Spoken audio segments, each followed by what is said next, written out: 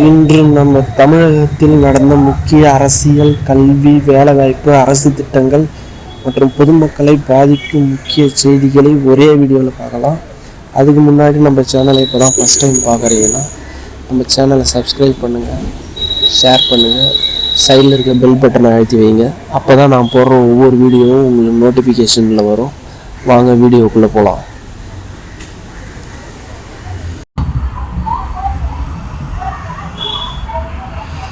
இன்றைக்கி நம்ம ஃபஸ்ட்டு பார்க்குற நியூஸ் வந்து பார்த்திங்கன்னா, தமிழ்நாட்டில் வந்து 20,000 இவி சார்ஜிங் ஸ்டேஷன்ஸ் வந்து அமைக்கிறது வந்து தமிழக அரசு வந்து உறுதிப்படுத்தியிருக்காங்க. நம்ம திரு ஜோசப் விஜய் சார் வந்து சிஎம் ஆனதுக்கப்புறம் இவி வெஹிக்கிள் சார்ஜிங்கில் வந்து வர முதல் அப்டேட் வந்து இதுதான். இதில் வந்து என்ன சொல்லியிருக்காங்கன்னா, அடுத்த 5 ஆண்டுகளில் தமிழகம் முழுவதும் 20,000 பொதுமக்கள் பயன்படுத்தக்கூடிய இவி சார்ஜிங் ஸ்டேஷன்ஸ் அமைக்க தமிழக அரசு திட்டமிட்டுள்ளது அப்படின்றதையும் சொல்லியிருக்காங்க. இந்த முயற்சியினுடைய முக்கிய நோக்கம் என்னென்னா, மின்சார வாகனங்களை வந்து அதிக பயன்படுத்த ஊக்குவிப்பதாகும். தற்போது பலர் வந்து இவி வெஹிக்கிள் வாங்க வந்து தயங்குவதற்கான முக்கிய காரணங்களில் ஒன்று போதுமான சார்ஜிங் வசதி இல்லாதது அப்படின்றத சொல்லியிருக்காங்க. ஏன் இந்த மாதிரி விஷயத்த சொல்லியிருக்காங்கன்னா, இப்போ நிறைய பேர் வந்து இவி வெஹிக்கிள் வந்து வாங்குறாங்க. ஆனால் அதோடைய போகக்கூடிய கிலோமீட்டர் வந்து பார்த்திங்கன்னா கம்மி டிஸ்டன்ஸ் தான் கொடுத்துருக்காங்க. இந்த கம்மி டிஸ்டன்ஸ் கொடுக்கும்போது வந்து என்ன ஆகுனாக்கா, அவங்க அந்த குறிப்பிட்ட டிஸ்டன்ஸ் வரைக்கும் தான் போக முடியும். போயிட்டு திரும்ப ரிட்டர்ன் வரணுன்னா கூட அவங்களுக்கு சார்ஜ் இருக்காது. அதனாலே அந்த வெஹிக்கிள் வாங்குறதுக்கு வந்து யோசிக்கிறாங்க. இப்போ பெட்ரோல் பங்க் பார்த்தீங்கன்னாக்கா, இப்போ நம்ம போயிட்டே இருக்கோம், ஒரு குறிப்பிட்ட தூரத்துக்கு அப்புறம் ஒரு பெட்ரோல் பங்க் இருக்கும், நம்ம அங்கே பெட்ரோல் ஃபில் பண்ணிக்கலாம். ஆனால் ஈவியில் அந்த மாதிரி பண்ணுறதுக்கான வாய்ப்பு ரொம்ப கம்மியாக இருக்குது.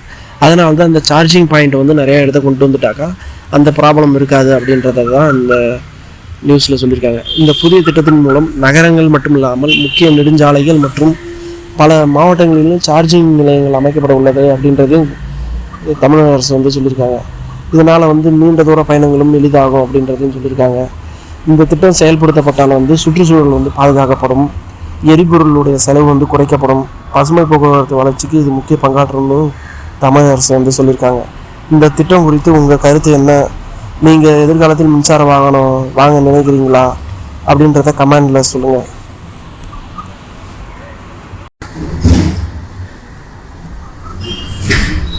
இன்றைக்கி நம்ம 2வதாக பார்க்குற போகிற நியூஸ் வந்து என்னன்னாக்கா, தமிழ்நாடு தலைமைச் செயலாளர் எம் சாய்குமாருக்கு 6 மாத பதவி நீட்டிப்பு வழங்கிய மத்திய அரசு அப்படின்ற டாப்பிக்கை பற்றி தான் பார்க்க போகிறோம். அது என்னன்னு பார்த்தீங்கன்னாக்கா, இப்போ நம்ம தமிழக தலைமைச் செயலாளர் இருக்கார்ல, அவர் வந்து அவருடைய பதவி காலம் வந்து முடிவடைகிற நிலைமையில் இருந்தது. 1 or 2 days இருந்தது. அதை வந்து ஒரு 6 மாதம் வந்து நீட்டிக்கிறதுக்கு தமிழக அரசு வந்து என்ன பண்ணியிருக்காங்க, மத்திய அரசுக்கு வந்து ஒரு கடிதம் ஒன்று கொடுத்துருக்காங்க.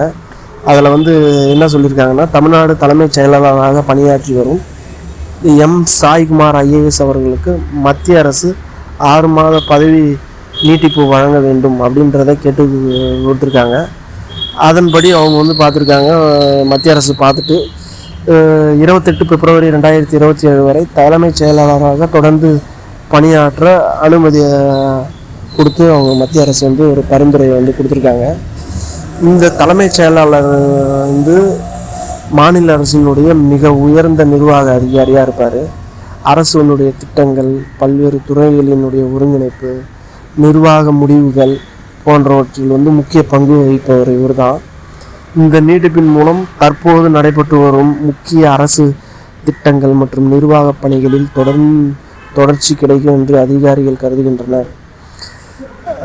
குறிப்பாக வரவிருக்கும் மாநில பட்ஜெட், பருவமழை தொடர்பான முன்னெச்சரிக்கை நடவடிக்கைகள் மற்றும் பல்வேறு வளர்ச்சி திட்டங்களில் அனுபவம் மிக்க நிர்வாகம் தொடரும் அப்படின்றது நம்ம எல்லாரும் எதிர்பார்க்கப்படுகிறது. இது வந்து ஒரு நிர்வாக நியமன அறிவிப்பாகும். இந்த நோக்கம் வந்து அரசினுடைய நிர்வாக தொடர்ச்சி வந்து உறுதிப்படுத்துவதற்காக தான் இந்த பதவி நீட்டிப்பை வந்து கேட்டு கொடுத்துருக்காங்க.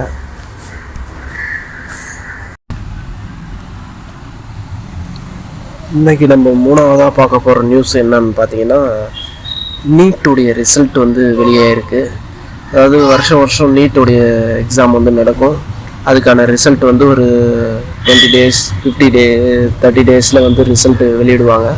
அந்த மாதிரி நம்மளுக்கு வந்து நீட்டு வந்து கடந்த 21ஆம் தேதி வந்து நீட் எக்ஸாம் எழுதியிருந்தாங்க மாணவர்கள். அதுக்கான ரிசல்ட் வந்து இப்போ விட்டுருக்காங்க.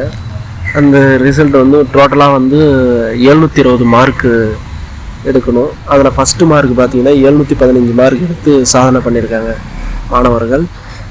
அதேமாரி வந்து நீட்டுடைய கட் ஆஃப் மார்க்குன்னு பார்த்தீங்கன்னா 177 வந்து வச்சுருக்காங்க இந்த வருஷத்துக்கு. லாஸ்ட் இயர் வந்து 135 சம்திங் வச்சுருந்தாங்க. இந்த வருஷம் வந்து 137 177 வச்சுருக்காங்க கட் ஆஃப். கொஞ்சம் வந்து இன்க்ரீஸ் பண்ணியிருக்காங்க கட் ஆஃப். இது அதுவும் இல்லாத வந்து இந்த தமிழ்நாட்டில் வந்து பார்த்திங்கன்னா 950 புதிய எம்பிபிஎஸ் மருத்துவ இடங்களை வந்து கூடுதலாக கிடைக்கிறதுக்கான வாய்ப்பு இருக்குது மாணவர்களுக்கு அப்படின்றதையும் சொல்லியிருக்காங்க. அது என்னன்னாக்கா, இப்போ 2026 to 27 கல்வியாண்டில் தமிழ்நாட்டில் 950 புதிய எம்பிபிஎஸ் இடங்கள் சேர்க்கப்பட்டுள்ளன அப்படின்றது தமிழக அரசனுடைய ஒரு அறிவிப்பு.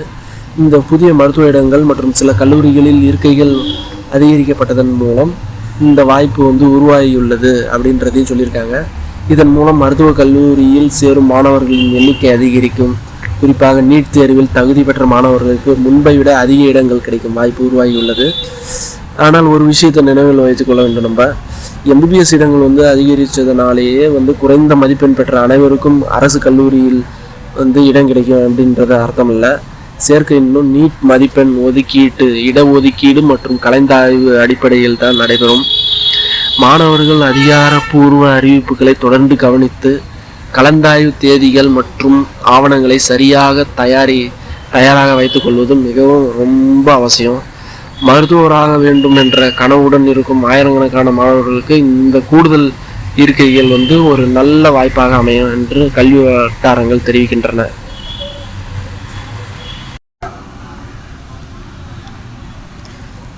நாலாவதாக பார்க்க போகிற நியூஸ் என்னன்னு பார்த்தீங்கன்னா எல்னினோவை பற்றி தான் பார்க்க போகிறோம்.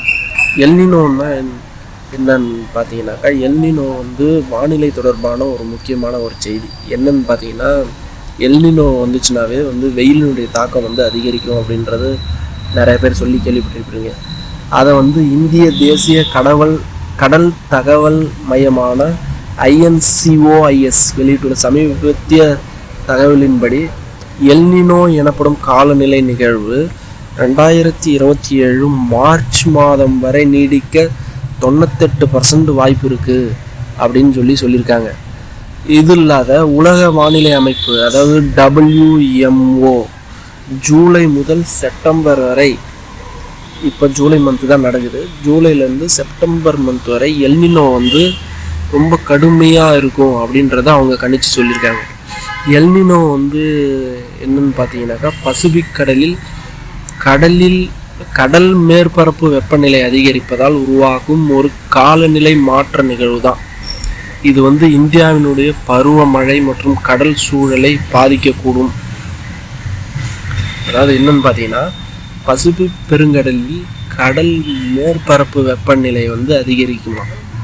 அப்படி அதிகரிக்கும் போது வந்து காலநிலை மாற்றம் வந்து நிகழும் அப்படின்றத சொல்லியிருக்காங்க. தமிழ்நாட்டை பொறுத்தவரை வடகிழக்கு பருவமழையின் அளவு மற்றும் பரவல் போன்ற அம்சங்களில் மாற்றங்கள் ஏற்படுமா என்பது தொடர்ந்து கண்காணிக்கப்பட்டு வருகிறது.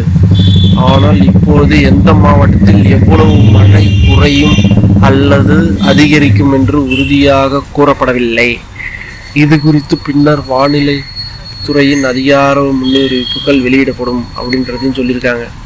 அதுக்கடுத்து பார்த்தீங்கன்னா, INCOIS வெளியிட்டுள்ள சிறப்பு அறிவிப்பில் கடல் வெப்பநிலை உயர்வு, மீன்வளத்துறையில் தாக்கம், கடலோர பகுதிகளில் மாற்றங்கள் போன்றவை ஏற்படக்கூடும் என்பதால் அதிகாரப்பூர்வ வானிலை அறிவிப்புகளை தொடர்ந்து கவனிக்குமாறும் அறிவுறுத்தப்பட்டுள்ளது அப்படின்றதையும் சொல்லியிருக்காங்க.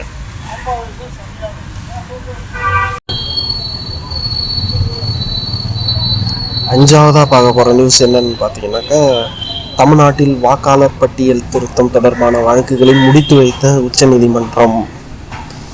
அதாவது என்னன்னு பார்த்தீங்கன்னா, தமிழ்நாட்டில் வாக்காளர் பட்டியல் திருத்தம் தொடர்பாக முக்கியமான சட்ட முன்னேற்றம் ஏற்பட்டுள்ளது.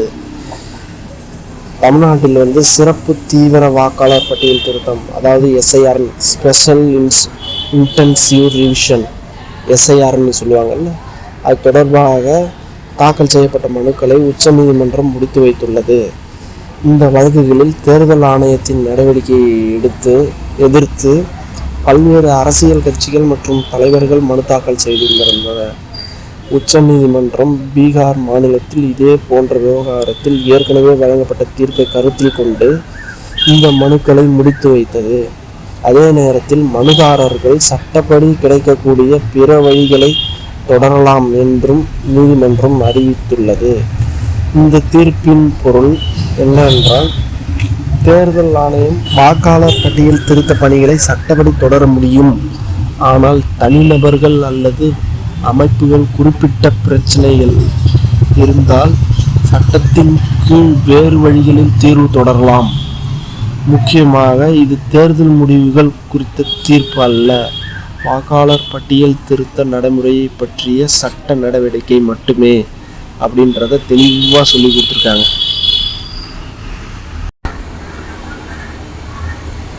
ஆறாவதாக நம்ம என்ன நியூஸ் பார்க்க போகிறோம்னா, நம்ம கார்த்திக் சிதம்பரம் சார் ஒரு கருத்து ஒன்று தெரிவிச்சிருக்காரு. தமிழக அரசியல் இன்னைக்கு ரொம்ப பேசுபொருளாக மாறி இருக்கிறது அந்த அரசியல் கருத்து தான். இன்னும் பார்த்தீங்கன்னா, காங்கிரஸ் எம்பி கார்த்திக் சிதம்பரம் இருக்கார்ல, அவர் தமிழகத்தில் அரசியல் போட்டியில் இருக்கும் டிஎம்கே மற்றும் டிவிகே ஆகிய கட்சிகள் தேசிய அளவில் பொதுவான பிரச்சனைகளில் இணைந்து செயல்பட வாய்ப்பு உள்ளது அப்படின்றத சொல்லியிருக்காரு.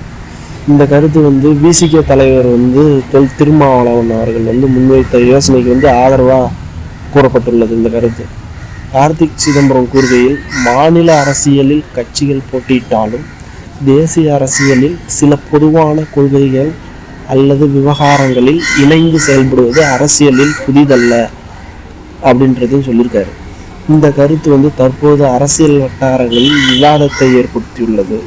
ஆனால் டிஎம்கே அல்லது டிவிகே தரப்பில் இது குறித்து எந்த அதிகாரப்பூர்வ கூட்டணி அறிவிப்பும் வெளியாகவில்லை. எனவே இதை கூட்டணி உறுதி செய்யப்பட்டுவிட்டது என்று கருதக்கூடாது. இது ஒரு அரசியல் கருத்தாக மட்டுமே பார்க்கப்படுகிறது. அடுத்த நாட்களில் இது குறித்து சம்பந்தப்பட்ட கட்சிகள் என்ன பதில் அளிக்கின்றன என்பது கவனிக்கப்பட வேண்டிய விஷயமாகவும் இருக்கிறது.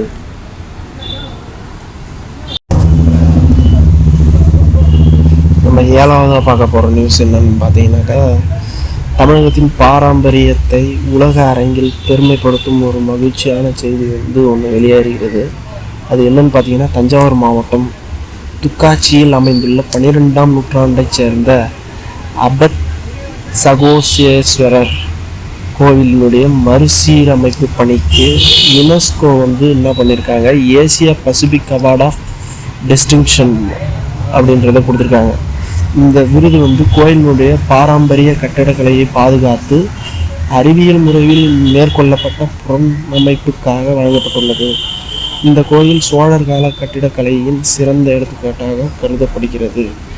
குறிப்பாக தேர் வடிவில் அமைக்கப்பட்ட கற்கோவில் அமைப்பு, பழமையான சிற்பங்கள் மற்றும் கல்வெட்டுக்கள் ஆகியவை இதன் தனிச்சிறப்பாகும். மறுசீரமைப்பு பணிகளில் பாரம்பரிய சுண்ணாம்பு கலவை, பழமையான கட்டுமான முறைகள் மற்றும் நவீன தொழில்நுட்பங்களான ட்ரோன் சர்வே, டிஜிட்டல் மேப்பிங் போன்றவை இணைந்து பயன்படுத்தப்பட்டன. இதுவே இந்த திட்டத்திற்கு சர்வதேச பாராட்டை பெற்று தந்துள்ளது. இந்த அங்கீகாரம் தமிழகத்தின் கலாச்சார பாரம்பரியத்தை உலகளவில் மேலும் அறிமுகப்படுத்தும் முக்கிய நிகழ்வாக பார்க்கப்படுகிறது.